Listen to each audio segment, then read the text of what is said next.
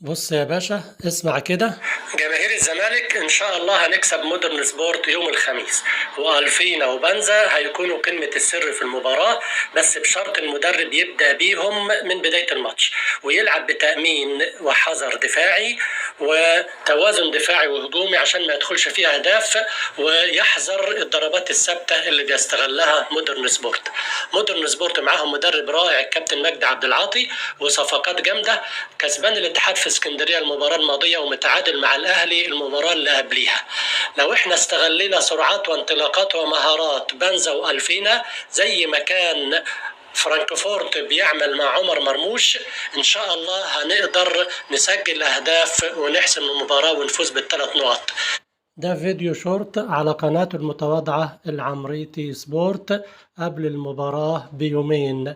حضرتك لو رحت للقناة بتاعتي هتلاقي إن أنا ناشر الفيديو ومتوقع فيه كل اللي حصل، ودي سكرينة من القناة بتاعتي 19 أغسطس، يعني يوم التلات قبل المباراة بيومين، والفيديو جاب 902 مشاهدة في قناة صغيرة لسه فيها 62 مشترك بس.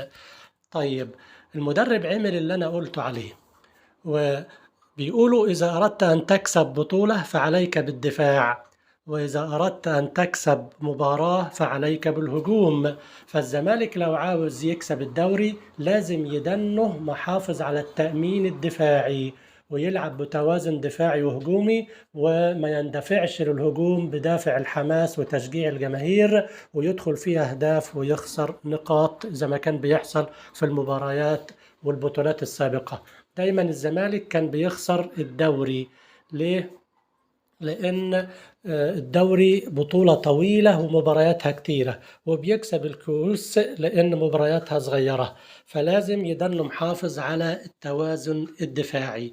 وده اللي أنا قلته في مباراة سيراميكا وفي مباراة المقاولين، وبقول إن شاء الله في مباراة فاركو القادمة لازم يحترموا فاركو في المباراة القادمة يوم الثلاث، لأن فاركو مستواه بيتحسن واللاعيبة بتكسب الثقة مباراة عن التانية.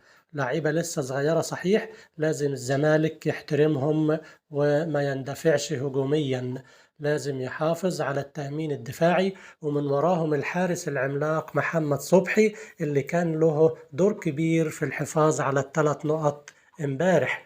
وانا قلت في فيديوهاتي موجودة على القناة اللي عايز يرجع ليها، الزمالك لازم ما يسيبش صبحي ولا صلاح مصدق، محتاجهم، وأثبتت الأيام صحة كلامي. والحارس نص الفريق، ولو بصيته لكل الفرق اللي بتفوز ببطولات دايما بيكون الحارس عملاق وله 50% من الفوز بهذه البطولة، وال50% التانيين تتوقف على المدرب وأداء اللاعبين، لأن ممكن اللعيبة تهاجم وتجيب جوان والحارس يكون ضعيف يدخل فيها أهداف وتضيع النقط. وده اللي أنا بوجهه للكابتن حسام حسن، وأنا قلت إن محمد صبحي هو حارس مصر الأول وحارس مصر لسنوات قادمة. لازم الكابتن حسام يعتمد عليه في المباراتين القادمتين أمام أثيوبيا وأمام بوركينا فاسو، ويلعبوا قدام أثيوبيا لأنه هيحتاجه قدام بوركينا فاسو. المباراة هتكون على ملعبهم هناك، ولسه لهم أمل في الوصول لكأس العالم، ولو كسب المباراة هنحط نفسنا في مشكلة. فيلعب ويعتمد على محمد صبحي ويأمن دفاعاته علشان إذا ما كسبش ما يخسرش المباراة إن شاء الله. وأنا بقولها ورزقي على الله، وهو يعتمد على اللي عايز يعتمد عليه، هو حر. يا ريت اللي ما اشتركش في قناة العمريتي سبورت يشترك، واشوفكم في فيديو قادم إن شاء الله، وسلام عليكم.